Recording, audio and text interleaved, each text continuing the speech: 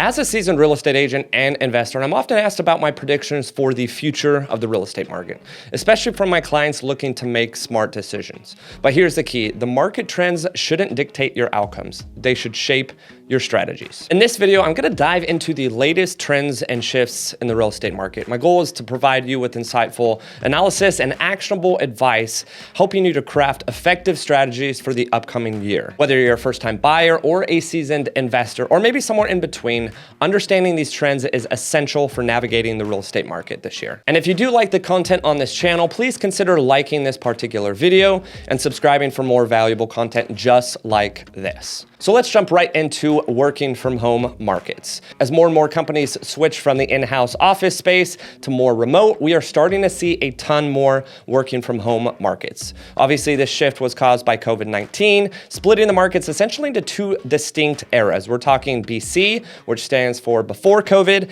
and AC, or after COVID. So let's start with the BC market. This represents the traditional real estate market as we knew it before the global health crisis. Here, commercial and residential real estate followed predictable patterns based on historical trends. Now, if we contrast this with the AC market, or after COVID market, this is where the pandemic's impact becomes clearly evident. The AC market is shaped by new trends, primarily driven by the widespread shift to remote work and evolving lifestyle preferences. In the AC market, we see a significant rethinking of commercial real estate. There's actually a growing interest in transforming commercial spaces more into residential spaces. And the reason behind this is people are realizing that the traditional office space is not a necessity. Now, residential real estate in the after COVID era is also transforming. People are now looking for homes that cater more to remote work with a greater emphasis on comfort and amenities. Me, myself, dealing with clients all the time, I can't tell you how many clients I've been working with over the last couple years that have essentially made an office not just a priority, but families oftentimes even make a second office or a place where a second office could be as a priority as well, because no longer are they commuting and working from an office, but they need two separate office spaces for the husband and the wife to operate their businesses or their work from home. Before COVID and after COVID markets indicate a pivotal shift in real estate. What worked in the before COVID era may not exactly hold the same impact in the after COVID era. It's a call for professionals and investors in the industry to adapt and innovate according to these evolving demands. Understanding and navigating these two markets is key to succeeding in the post-pandemic world of real estate. Now, with remote work becoming the norm for so many people, there's a growing desire for extra space, which is exactly what the suburbs fulfill.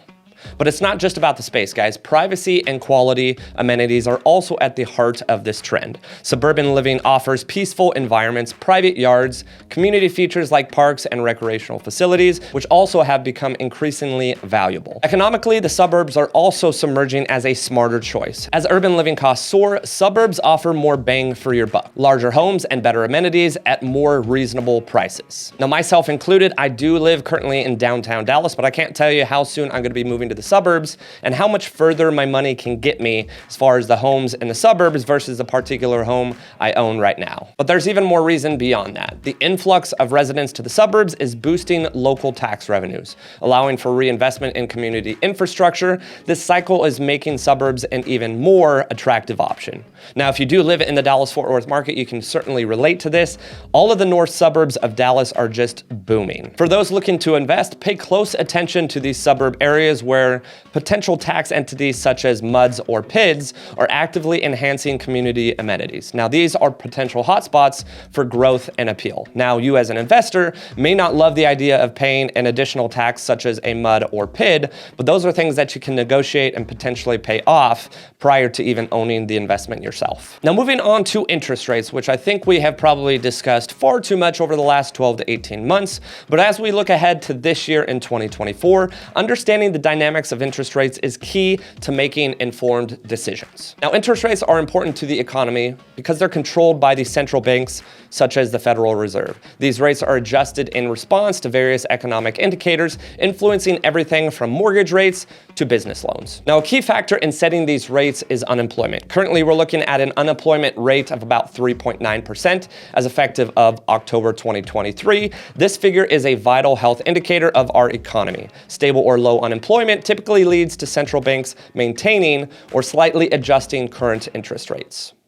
Now, we did get some news at the end of 2023 with potential rate cuts coming in 2024, but stay tuned for those. Another critical element is inflation, and by the second quarter of 2024, inflation is expected to be under control, relieving pressure on central banks to raise rates aggressively. Controlled inflation, however, allows for a more balanced approach to interest rate adjustments, which you're likely going to see over the course of 2024. So what does this mean for 2024 moving forward? Well, we anticipate a stabilization of interest rates settling more into a new normal. The shift from the volatile rates that we've seen during the pandemic promises a more predictable environment for not just lenders, but borrowers and investors. In the real estate market, stable interest rates are a game changer. They influence mortgage affordability, buyer demand, and even property prices. For those planning to buy, sell, or invest in real estate, this will open up a ton of opportunity as we progress more into 2024. Now, the next trend that we have seen over the last couple years is known builders. Now, what exactly am I referring to when I talk about known builders? Well, imagine living in a home